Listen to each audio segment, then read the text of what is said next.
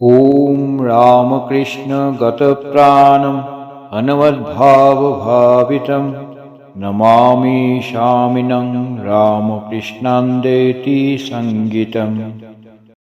নমস্কার। শ্রী শ্রী রামকৃষ্ণের অন্যতম প্রধান লীলা পার্ষদ পরম পূজনীয় স্বামী রামকৃষ্ণানন্দজি মহারাজের পুণ্য জন্মতিথিতে সকলকে জানাই আন্তরিক শুভেচ্ছা। বয়স মাত্র 20 বছর, সামনে এফএ পরীক্ষা, কিন্তু এই তরুণের মনে বইয়ের পড়া নয়, ঘুরপাক খাচ্ছে এক গভীর ব্যাকুলতা। তিনি শশী। পরবর্তীকালে বিশ্বজুড়ে পরিচিত হন শ্রীরামকৃষ্ণের অন্যতম প্রধান লীলা পার্ষদ স্বামী রামকৃষ্ণানন্দ নামে। কেশবচন্দ্র সেনের বিখ্যাত ইন্ডিয়ান মিরর পত্রিকায় তিনি পড়েছিলেন দক্ষিণেশ্বরের এক অদ্ভুত সন্ন্যাসীর কথা। ব্রাহ্ম সমাজের বন্ধুদের মুখেও শুধু তারই প্রশংসা। পরমহংসদেবকে নিজের চোখে দেখার প্রবল ইচ্ছে তখন শশীর মনে আগুন জ্বালিয়ে দিয়েছে। অবশেষে 1883 সালের অক্টোবর মাস, উৎসবের আলোয় মুখরিত চারিদিক। সহপাঠী শরৎচন্দ্রকে, যিনি পরে পূজনীয় স্বামী শারদানন্দ হন, সাথে নিয়ে শশী এসে পৌঁছালেন দক্ষিণেশ্বরের সেই পবিত্র ঘরে। ঘরের ভিতর প্রবেশ করতেই দুই তরুণকে পরম আদরে সহাস্য মুখে স্বাগত জানালেন ঠাকুর। নিজেই মেঝেতে মাদুর বিছিয়ে দিলেন তাদের বসার জন্য। ঠাকুর তাদের নাম ও বাসস্থান জিজ্ঞাসা করলেন।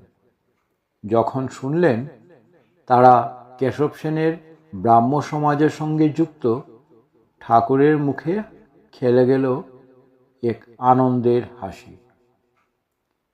বিদায় বেলায় শ্রীরামকৃষ্ণ শশীকে ডেকে বললেন এক পরম সত্য।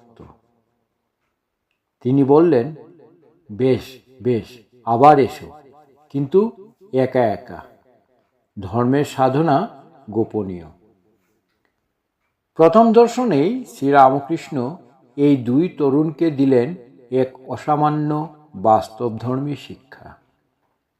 ইট ও টালির উদাহরণ দিয়ে তিনি বললেন, কাঁচা ইটে যেমন সহজেই ছাপ দেওয়া যায়, তেমনি সংসারে প্রবেশ করার আগেই মনে ধর্মভাবের ছাপ দেওয়া উচিত। তা না হলে কাম কাঞ্চনের মোহে পড়ে গেলে পরে আর ঈশ্বরকে স্মরণ করার সময় বা সুযোগ থাকে না। কথোপকথনের মাঝে বিবাহ প্রসঙ্গে ঠাকুর স্বয়ং বাইবেল থেকে পাঠ করে শোনালেন। তরুণদের উদ্দেশ্যে তিনি বললেন, অবিবাহিত থাকাই শ্রেষ্ঠ।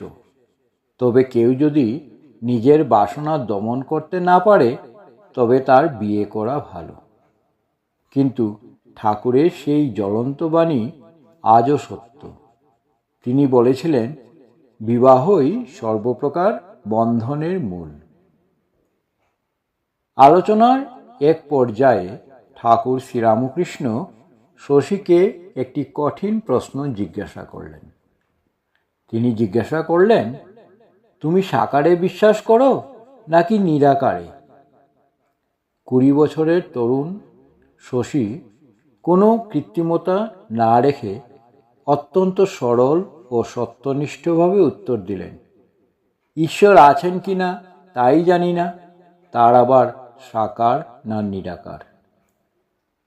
শিষ্যের এই অবিশ্বাস্য ও কপটতা ও সত্যবাদিতা দেখে শ্রীরামকৃষ্ণ পরম প্রীত ও আনন্দিত হলেন। তিনি বুঝলেন, এই ছেলেই খাঁটি সোনা।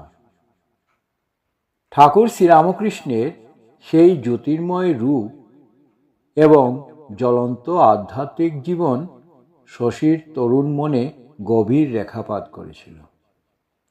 পরবর্তীকালে শশী মহারাজ ভগিনী দেবমাতাকে জানিয়েছিলেন, প্রথম দর্শনে শ্রীরামকৃষ্ণের কথা শুনে তার মনের সকল সংশয় চিরতরে দূর হয়ে গিয়েছিল। এই প্রথম দর্শনই তার জীবনের মোড় ঘুরিয়ে দেয় এবং তিনি ঠাকুরের রাঙাচরণে নিজেকে সম্পূর্ণ উৎসর্গ করেন।